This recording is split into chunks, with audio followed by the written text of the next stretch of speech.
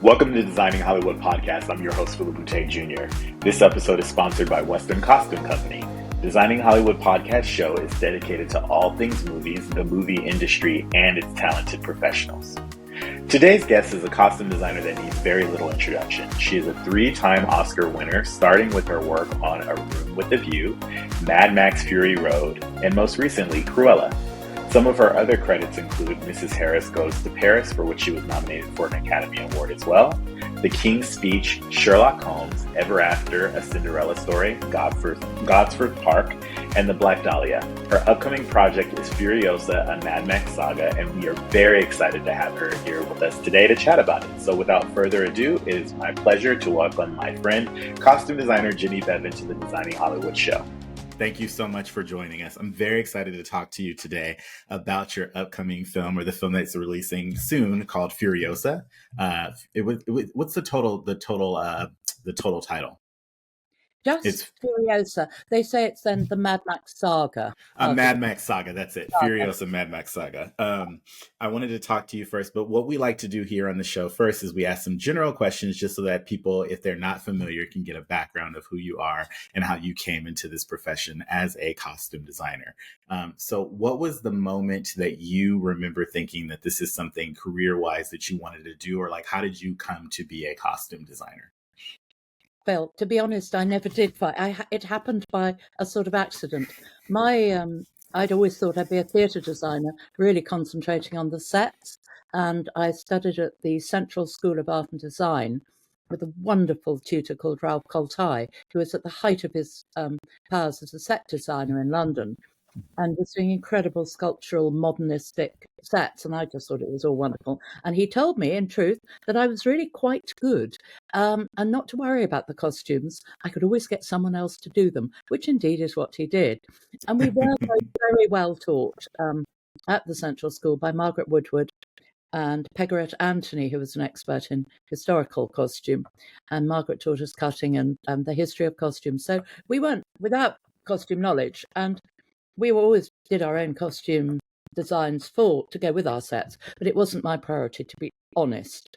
However, by another route, a boy I grew up with who became a commissioning editor at Channel 4 and knew the company Merchant Ivory, he encouraged me to go and do some costumes for Dame Peggy Ashcroft, who was going to make a film with them in India.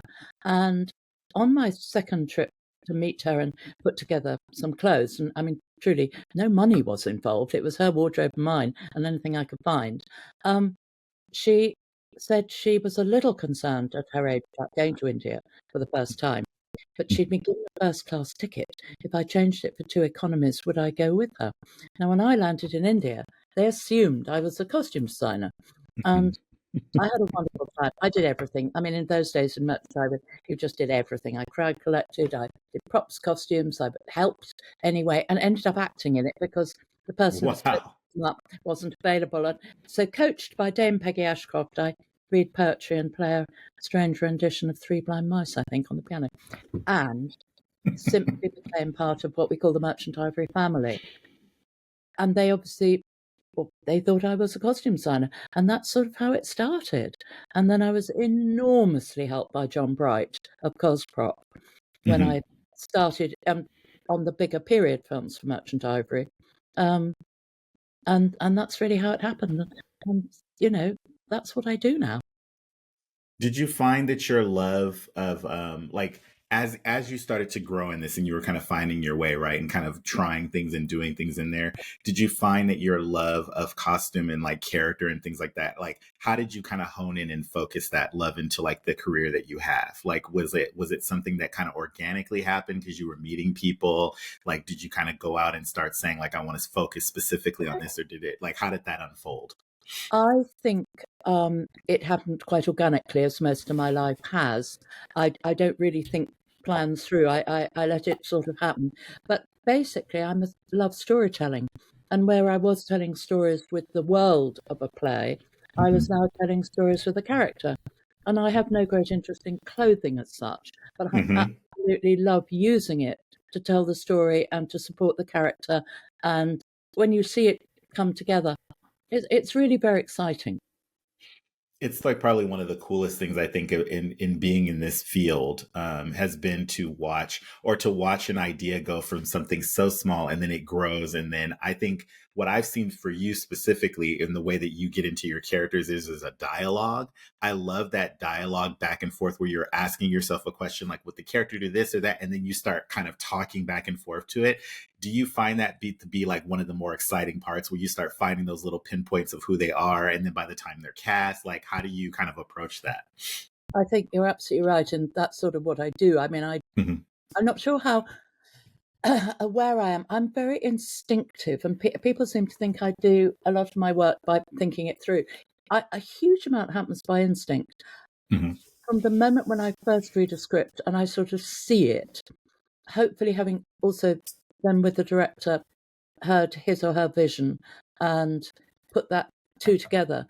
But when I go down, like I'm at the moment doing an incredibly small, low budget, incredibly beautifully written, scripted film set in 1916, I'll go down the racks of the stock clothing, just thinking the character, and it's almost like a costume will come off the rack at me, and it's, oh, that might work.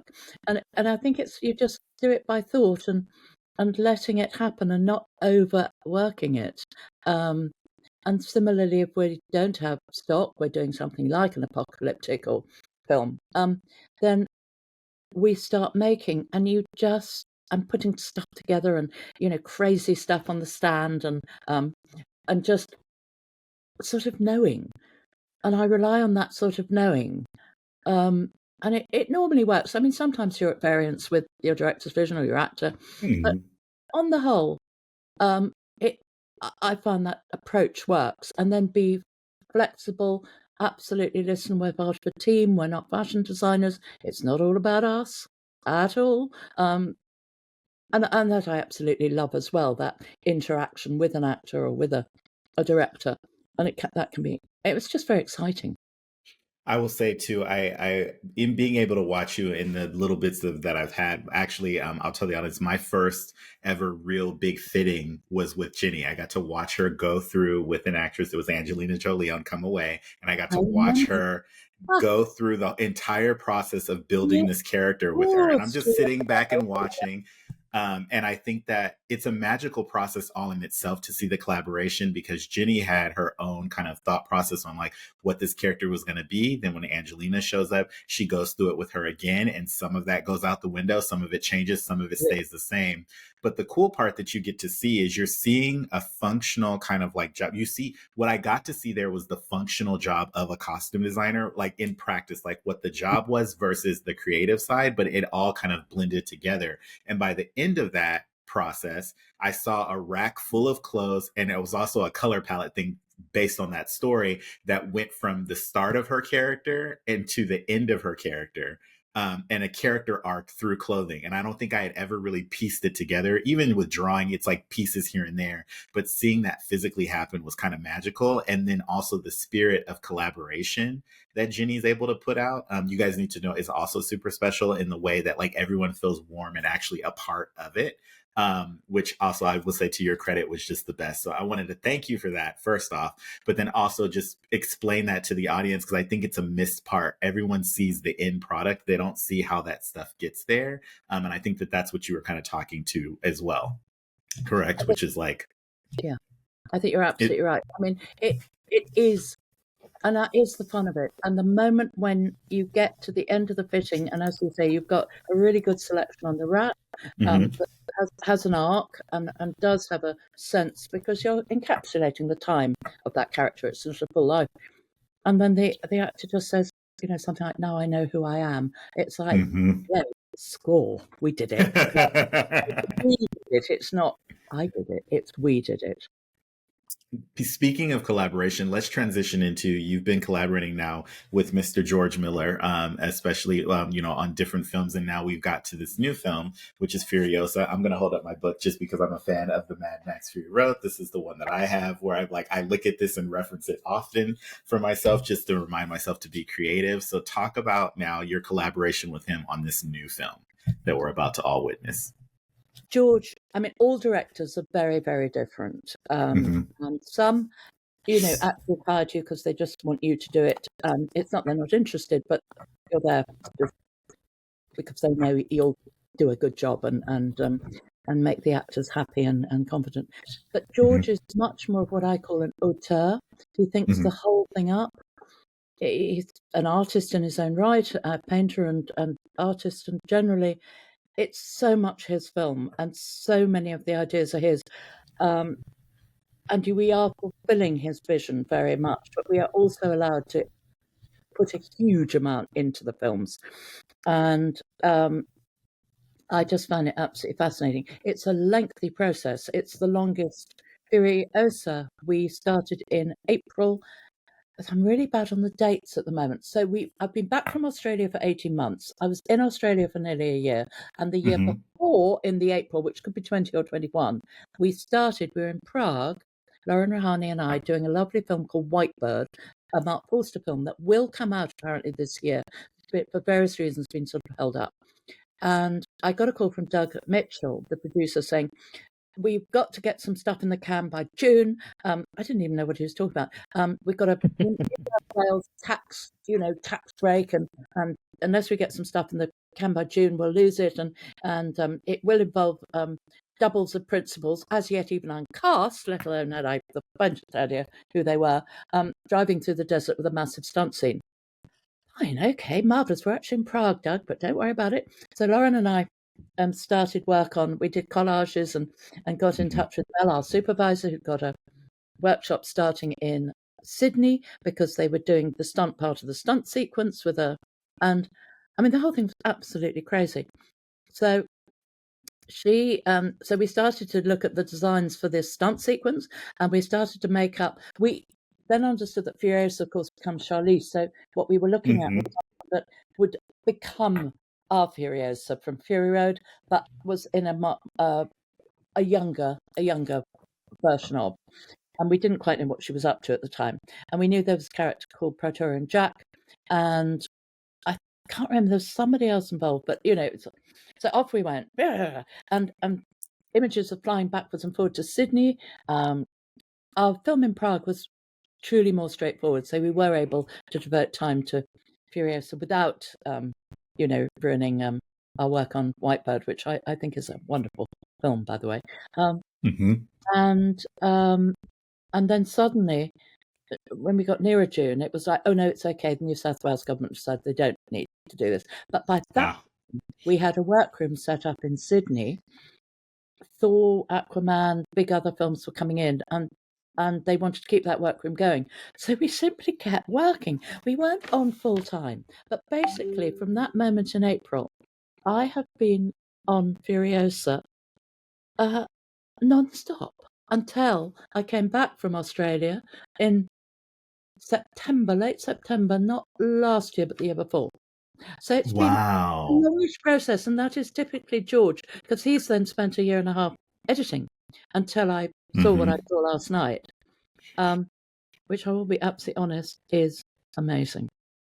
I would love to hear that. So basically now talk to me about that process, because you were telling me like this has been a long process for you. Like you were on it the whole time and you finally saw the film last night. What was that like? Well, normally you have the experience of the first time you see it. You're just with the cast and crew. And, obviously we all react differently, but I always see what's missing. I see the things I don't like. I wish I'd done, oh God, I wish I'd done that. Why did we do? Oh my goodness, that was never supposed to be on camera.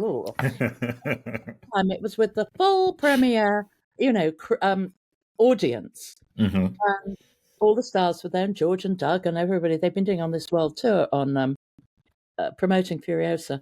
And so it was a bit full on. But because we hadn't had anything to do with it for so long, it was actually almost like looking fresh and not, it was almost like looking at someone else's work. But Lauren and I were sitting next to each other going, oh my God, did we do that? Wow. Oh, that looks great.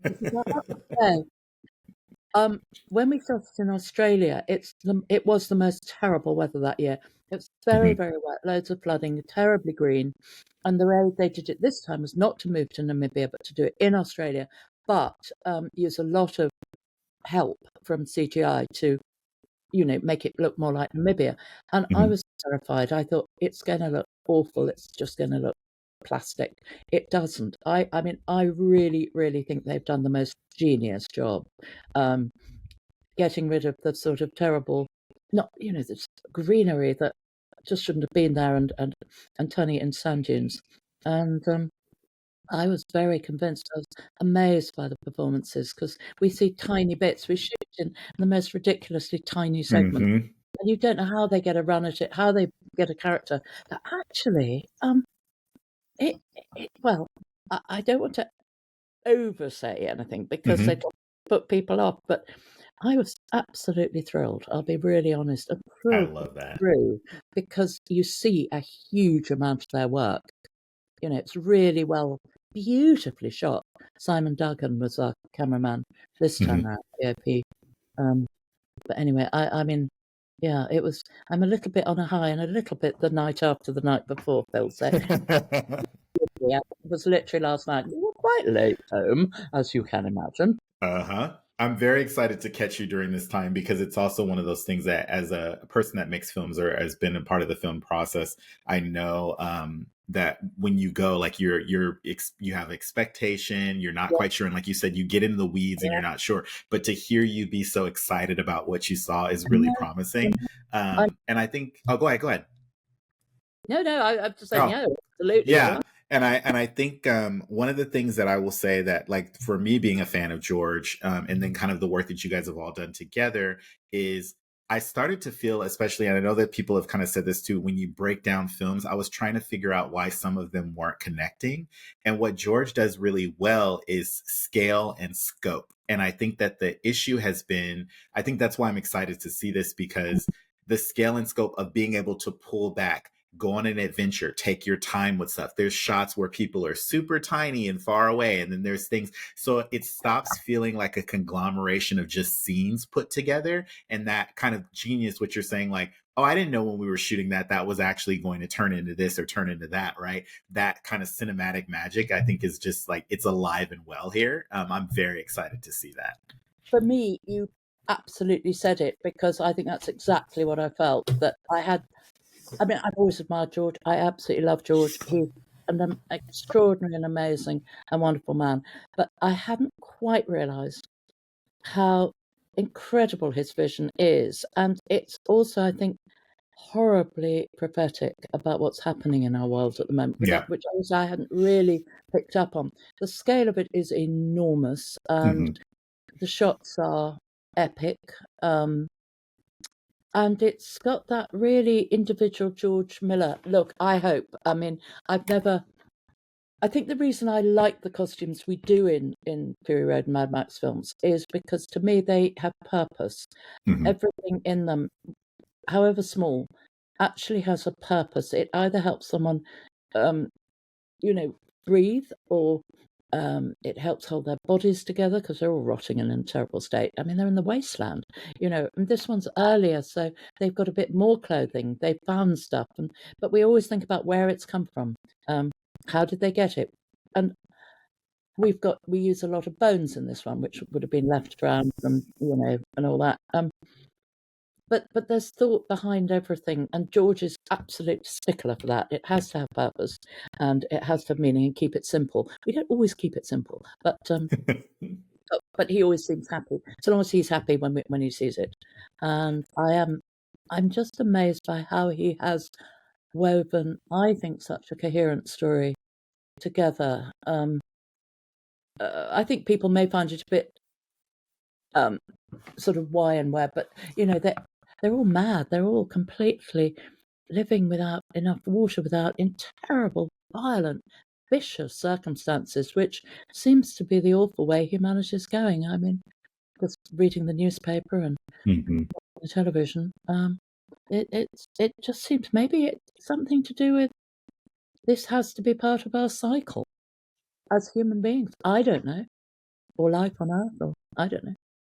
Where did you, when you were pulling, because you're talking about the inspiration in terms of things like, even for like, let's maybe just start with Furiosa. What did you pull from to kind of get her together, knowing that she ends up becoming Charlize's character from Fury Road? Like, how does that what were the things you were pulling from to kind of give her that?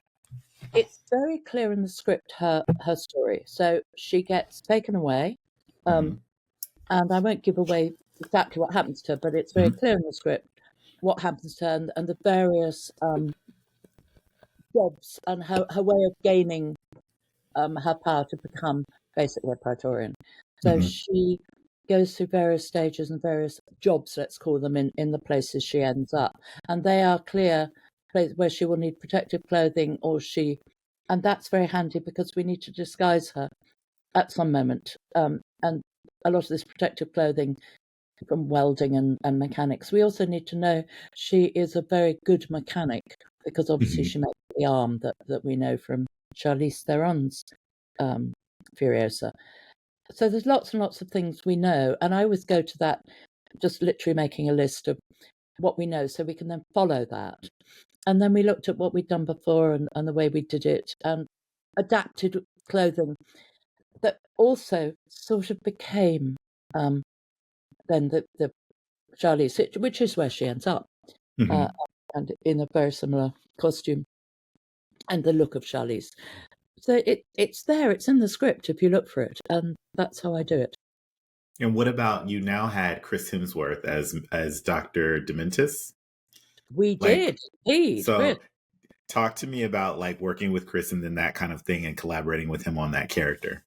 Well, again, it's slightly unusual for me because on these things we work a lot on the characters before we meet the actors because we do it with Mm-hmm. George, and George Mm-hmm. always has a very clear idea of the kind of way he wants to go, and then we adapt it. So he had a lot of talks. So probably you can see he wears a parachute, Mm-hmm. and there's a sort of reason behind that. But so in London, round the corner, it was just like serendipity. There's this little shop, as you see, like a TARDIS when you get into it.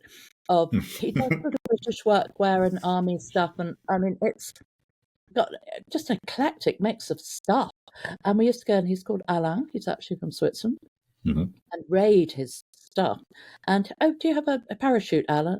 Yes, of course I have. What sort would you like? So we sort of hauled these parachutes back to our studio and worked on the stand, putting together these looks and finding motorbike trousers and anything and then painting them and, just adapting stuff, clothing.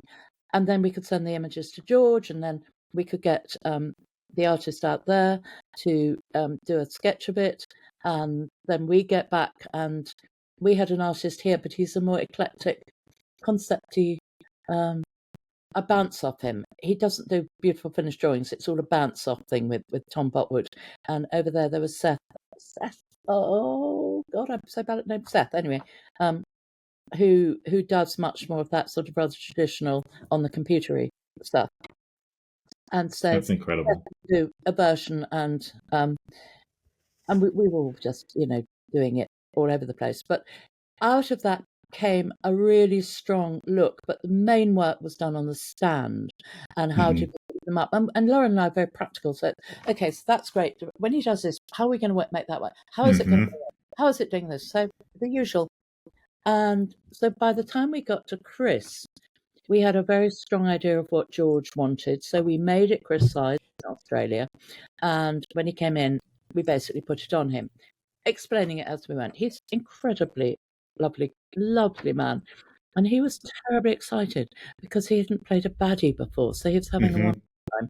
And he's extremely collaborative. We had his dresser, Dan Blacklock, came from Prague to work with him because Chris feels comfortable with Dan. And that was lovely.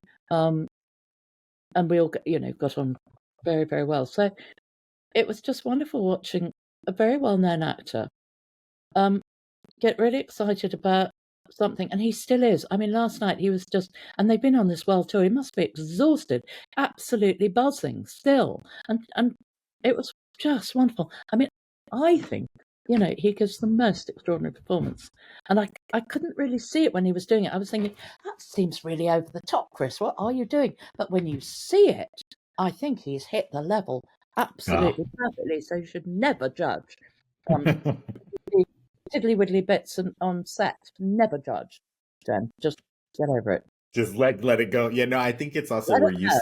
we're used to seeing him a certain way. I remember seeing him in Ghostbusters and finding his comedic timing being amazing. Yeah. Just or no, sorry, was it Ghostbusters or was it I, Men I, in Black?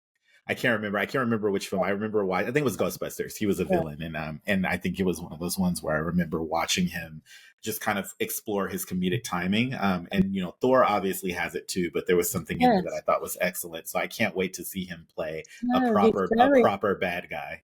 but he's very funny. I mean, the Hmm. thing is, as someone said last night, the problem is you still like him. Hmm.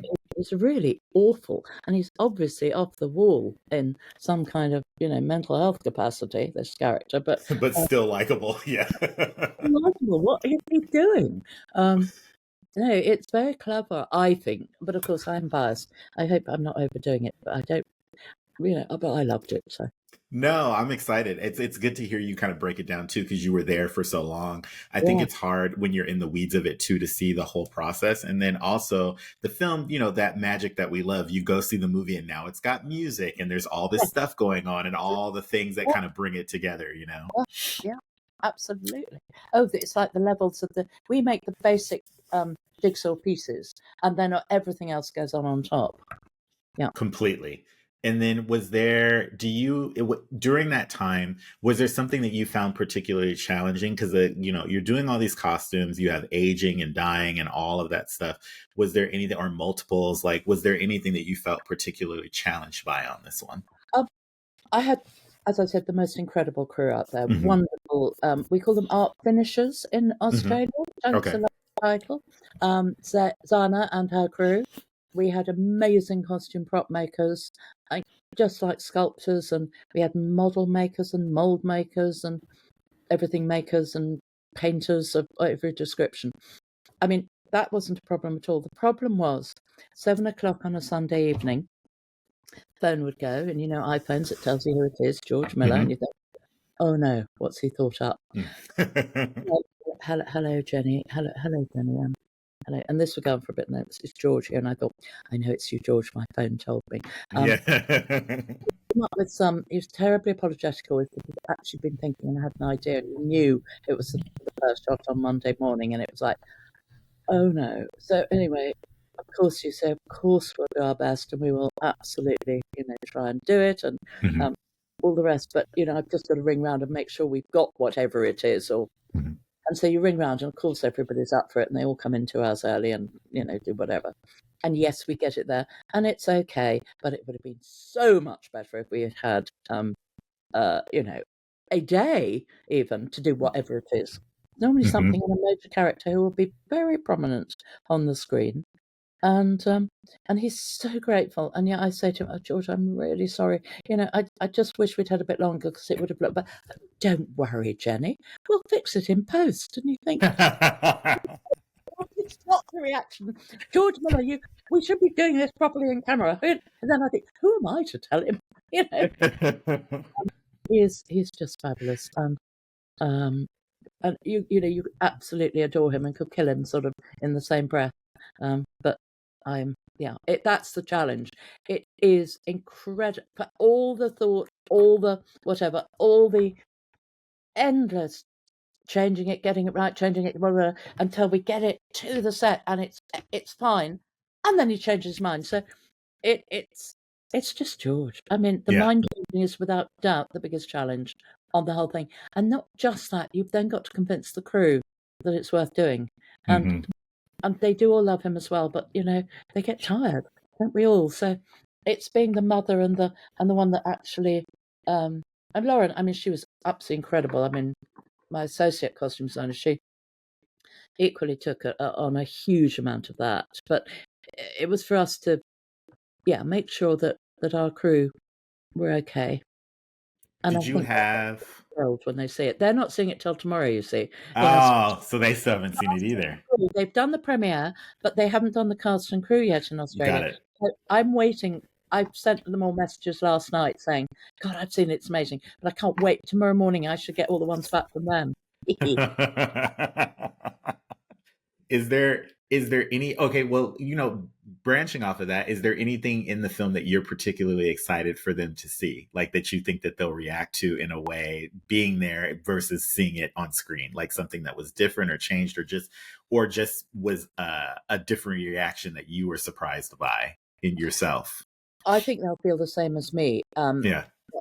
I was thrilled by how much detail you see, how much you Mhm. do see of the costumes. I mean, Okay. not all of them by any means, but I think you get a real sense of a huge amount of the making and the skills that are in there, which I hope they will also think, oh, we didn't see, good Lord, is that all we saw of that?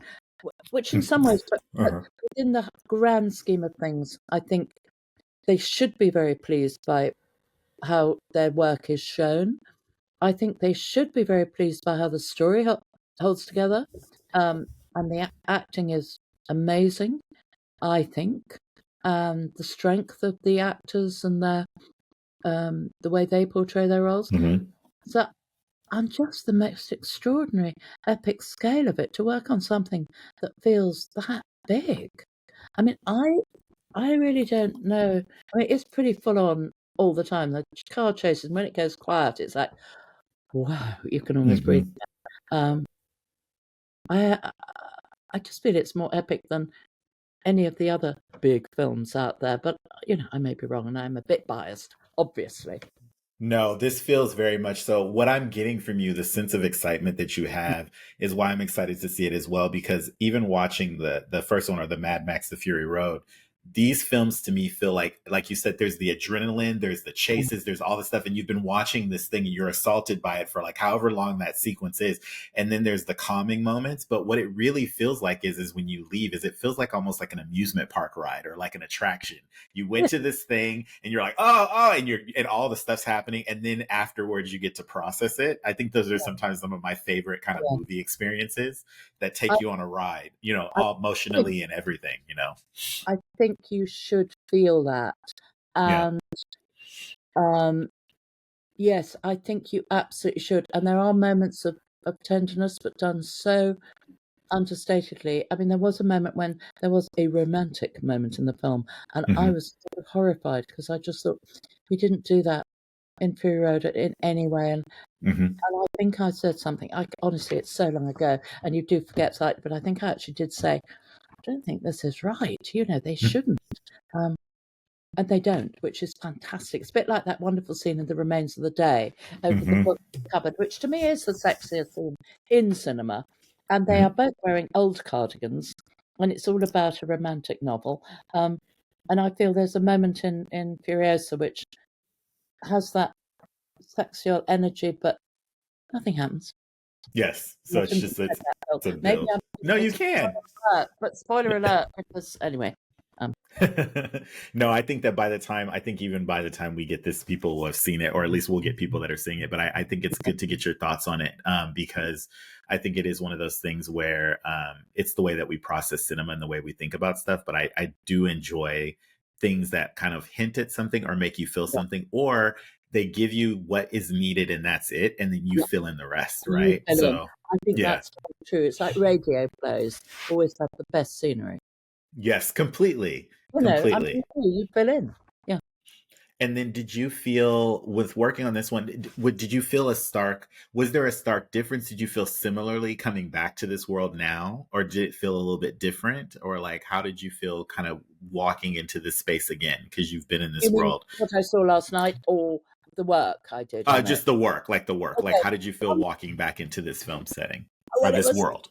talk about deja vu because they kept all the costumes over, 10 years, I think, finishing the last one, or even 12. I mean, and they've been beautifully kept in containers, and there Hmm. they all were hanging up, and it's like, oh my God, here are my old friends. Uh-huh. I would stroke them and chat to them a bit. Um, Mhm. but I think it's quite different, this one, in that it's so much bigger with so many more characters, takes place over 15 years rather than the 3 days of the Fury Road chase. So the size of it, but I did understand the wasteland because I'd, Mhm. been there before. So that Mhm. that was tremendously helpful. And yeah, I think it almost felt like coming home in a rather weird way. Although, of course, our circumstances, we were in Sydney, which is much more sophisticated than Swakopmund, Namibia. Totally different crew, very experienced crew, rather than a very lovely local crew who are very clever at their craft, but had never done the scale of making that we did in Sydney. And obviously, we need far more repeats, so that's a skill. And we didn't have all the setup in Namibia of the. We did have mold making and all that, but it wasn't on the scale that we had it in Sydney. How did you, and then because you had so many different crews and stuff, and I think what I'm thinking about overall is you have all these different like characters and factions, right? Like maybe even color palette wise and things, are like materials. How did you separate them all? So like when they all kind of converge on screen, you can tell like who's who. Like, was that just a general thing? I think that happens by instinct again. Your different plans. I mean, we went through a lot of things where at one point Dementus has a biker horde, as it's called, and they were made up of different categories of we had migrants, we had police, we had military, and we had. I think that all got lost though in the end. George didn't actually want that anymore.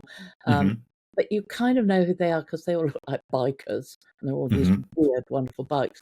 And then there's all the wretched and the maggot farm and bullet farmers, and they all have very different. They're very easy to define visually because they are so different in what they do. Gastown and Bullet Farm and the Citadel, which we knew the Citadel from the War Boys and the Wives, and we knew, but we didn't know about Dementus's world and all that, which is more of a sort of moving encampment. I mean, they're always looking for water and food. You know, that's what drives them, and their search for that and their way of having to survive the wasteland is very much a storytelling point, but it depends where they are in those things, and that's sort of what defines what they look like. I think the groups look very, very different. That's it. That's what I was trying to figure out, because I think world building it's such a world building exercise, especially when you have different clans and factions, and then trying to figure out, and then in your continuity must be just nuts. Like the continuity books and things, trying to figure out, okay, what happened here and there and what they've reacted to, you know. We do fairly clear visual plans, so you can see, particularly like Furiosa, this is what she's like. We first see her by seeing 3, she becomes this, and we do it with photographs and just literally like a storyboard of her. And but you know, they're in the wasteland. They don't have massive. There isn't a wasteland supermarket or wasteland department store. It's all fairly organic. How they acquire clothing or protective stuff or tools or whatever. So yes, you've got to keep an eye on that. From if you've seen to scene, we often shoot out of order and all that. So that has to be very carefully regulated. But the actual way she changes is an organic, natural process of what she's doing. So it's just easiest. And then the person who dressed her, P, was just brilliant and has done it, terribly experienced and kept sort of a minute continuity book, on every single aspect, and of course we had stunt doubles and all that, doubles, and you name it, doubles. Why don't we double the double? But that's all part of doing those big films, I think, and they're all very, very experienced in Australia.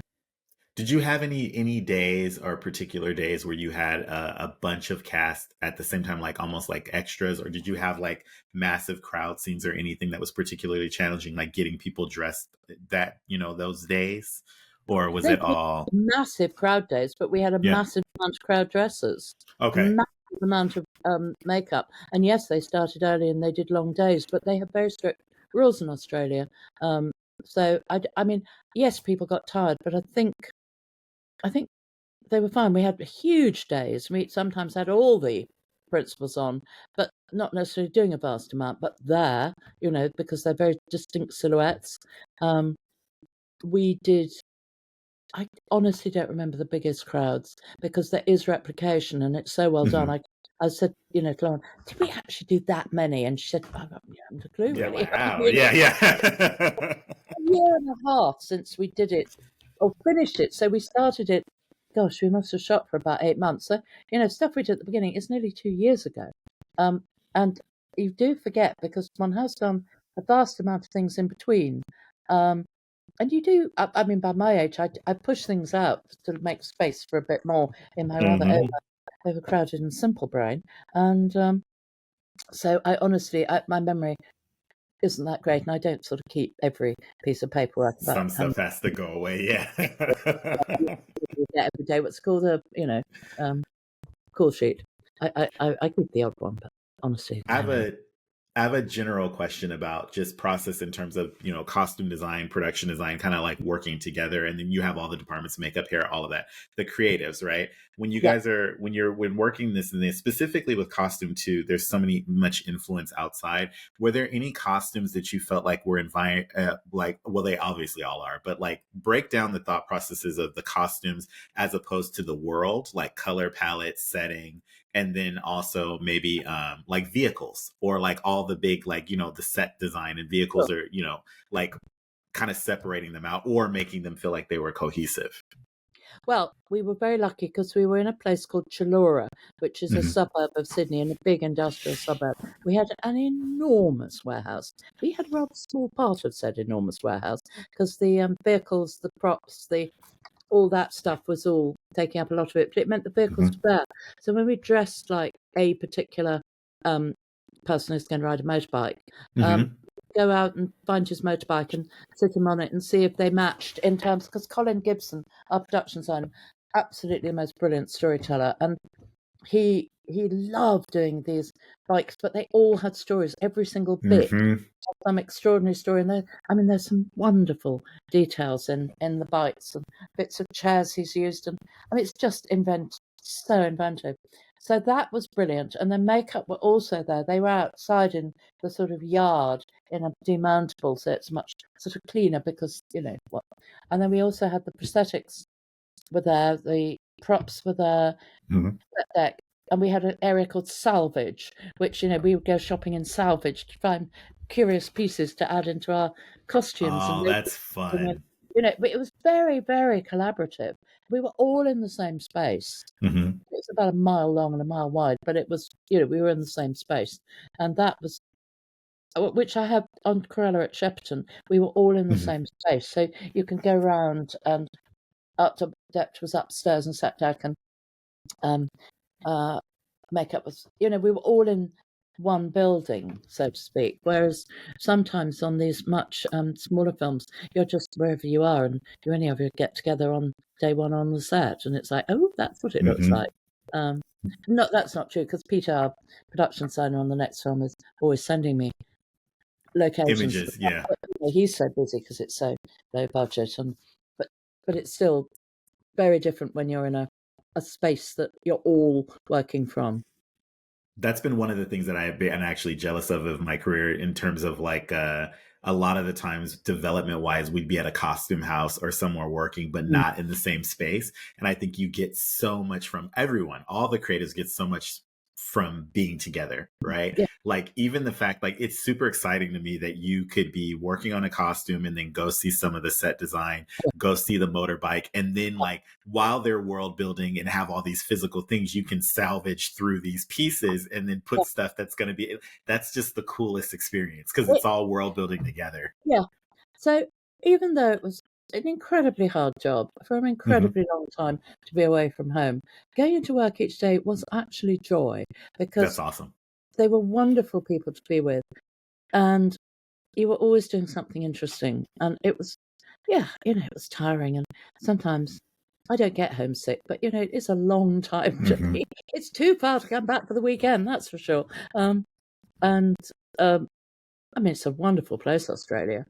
The only problem is it's so far away. But yes, can't help that. So anyway, one day, who knows? But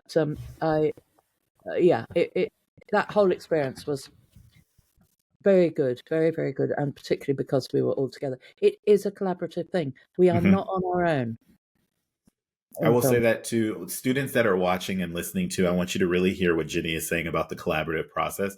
I think a lot of the times the collaborative process to me also starts from the top down. So when you have a department head like Ginny that really involves her department and really takes care of them and makes sure that they're included in the process, right? Because you're all working together, it's going to be better overall creatively. And the thing is they are long days. It is hard. It is hard work. It's work. It's creative, but it's work. And so the best thing is to be able to come to work every day and know that you like and you're surrounded by people that you can actually get along with, but also just kind of like keep feeding creative energy. I've said this about Ellen Moroznik, one other costume designer who's a good friend of mine, right?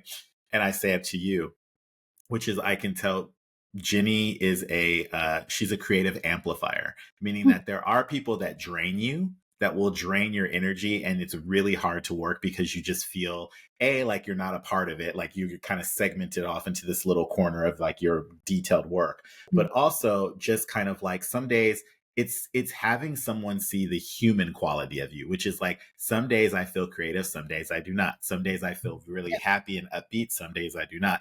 But we're still there to do a job and we have to be creative no matter what. So to have someone that comes in like you to creatively amplify and make the crew feel warm or feel like cared about or to feel like they are a people, I think is hands down. It's a skill set or it's a thing. It's a quality that it's immeasurable. So that's something that I want to say about you because I can tell it comes from top and centers down. But Phil, it has to be said, if you're nice to people and you support them, Mhm. and if you don't like something they're doing, you say it in a positive way, and that and you're a proper human being with them, Mhm. you'll get an awful lot better work from them, which will then make you look better. So it's a kind of win-win situation. It's a win-win. It makes your life much happier because they actually like you when you go into work. Mhm. And it's just, I can't imagine why people are horrible to people, especially the people who are working for them. And it just seems, not a good idea. Anyway. It ends up making me want to stay at work longer. Like I end up like now, like, cause I'm feeling so creatively charged. And you're right. You get the best out of everyone. But you also get to look back at it at the end. Yeah. And you get to look back at the end and you've created this piece where you're all proud of it. And it was a journey. You all got to go on the journey together. And I feel blessed about that, at least in terms of our jobs. I think that's one of my favorite parts besides, I think my favorite part of the work is research, like just learning something new. And then diving into that and like setting yourself in this place you never would have been. But then also when you get to work with the people and then going home and being that charge, I think that's just, it's immeasurable. It's such a cool feeling. So thank you. You guys should know that's something that it's not, I won't say it's rare. It's just not an of course occurrence. So someone like Ginny being able to kind of provide that to her crew and then finding out that the other crew people were also that same way and that you guys had a good time. That's really good to hear. It makes a better product. So it makes a better film. I'm excited to see it. Absolutely. Yeah. Is there anything, as we're coming to a close, is there anything or any way, like how do you want the costumes to affect people or how do you want them to feel when they're watching this movie? Like in terms of the life of the work that you did, how do you want them to take it in? I am always most interested in the whole film, not anything to do particularly. So the costumes, which are obviously interesting looking in a post-apocalyptic film, they have to be, but they shouldn't overtake the look. So what I am very thrilled about is the whole of this film, and our part of it is very much part of that whole. And I think that's really all I can say about it. And I've literally seen it once. It was extraordinary to see it with a premiere audience, not in a sort of more private cast and crew feeling. So it was, and everybody was sort of, whoa, very excited. And that was great. I mean, it was wonderful, of course. But I'm going to hopefully see it again on Friday with my family. In London, again, in a big cinema. I don't know where, my daughter's booked somewhere, and that'll be fascinating to see it for the second time, because then is when I think you really know what you're seeing. So I'd seen it once. Obviously, it was extraordinary and thinking, oh my goodness, I remember that. And you've taken back to some of the places you shot even though it looks very different because yeah, but I still remember very clearly Broken Hill. So I rather loved Broken Hills in the Outback, where they shot the very first Mad Max was in Silverton, which is just beyond Broken Hill. So that was fascinating to be out there. I love the Outback in Australia. Yeah, I think the main thing is forget everything I've said. If you've listened, just go and see it. That was also a trick question for me. And you did exactly what I knew you would, which is you threw it back to collaboration to say it's not just one piece, no matter if it was the thing you worked on or not, it's the whole thing. So that was the perfect answer. Excellent. I mean, occasionally a film is about costume. Cruella. It's sad if you didn't know. Completely. Mrs. Harris Goes to Paris. It's all this talk about Dior. I mean, it'd be sad if people didn't notice, but it always still has to be part of the whole. But a lot of what I do, I almost hope people won't notice the clothes because they're just right. They're just what they should be. They settle into it. It's not overbearing. Yeah. It's as hard to do as the stereo, I think, but it's very, very satisfying when you just feel you've been part of a really good film. Excellent. I'm going to end it there because that's the perfect way to do it. Perfect cup of tea and perfect everything. So I want to say thank you very much. I want to say, do you have what's coming up? What's next for you? Okay. Where? The one we start shooting in 10 days is called The Choral. Alan Bennett's script, one of the best scripts I've ever read in my life, directed by Nick Heitner, who was the head of the National Theatre in London, now has his own theatre to Bridge. An incredible cast, including Ray Fiennes. Shot in Yorkshire. It's set at Choral Society in Yorkshire, set against the background of the First World War. On the smallest budget I've worked on in a long time. Isn't it typical? Goodness that up in a mill town in Yorkshire they wouldn't have a lot of clothes in 1916 because they sure aren't going to have many. But it's so good I don't think anyone will notice. It's just an incredible interweaving of characters and situations. Alan Bennett is his finest, and then after that hopefully The Graveyard Book, which is a Neil Gaiman story about a little boy being brought up by ghosts. So not too shabby.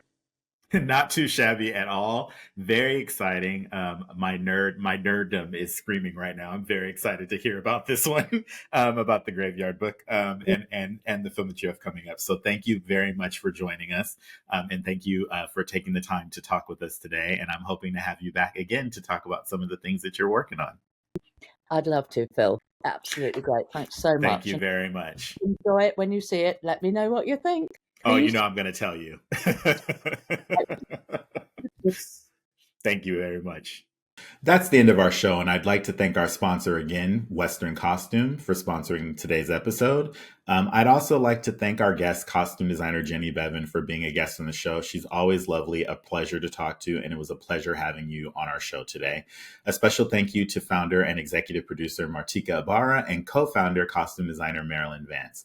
Thank you to our hosting partner, John Campea, and thank you to all our viewers for tuning in. And be sure to subscribe to our YouTube channel. Also, tune into audio version of the podcast wherever you listen to your podcast, and we'll see you again soon. Thank you guys so much for joining me. I'm always appreciative that you're watching the show, and I'll see you again. Bye-bye.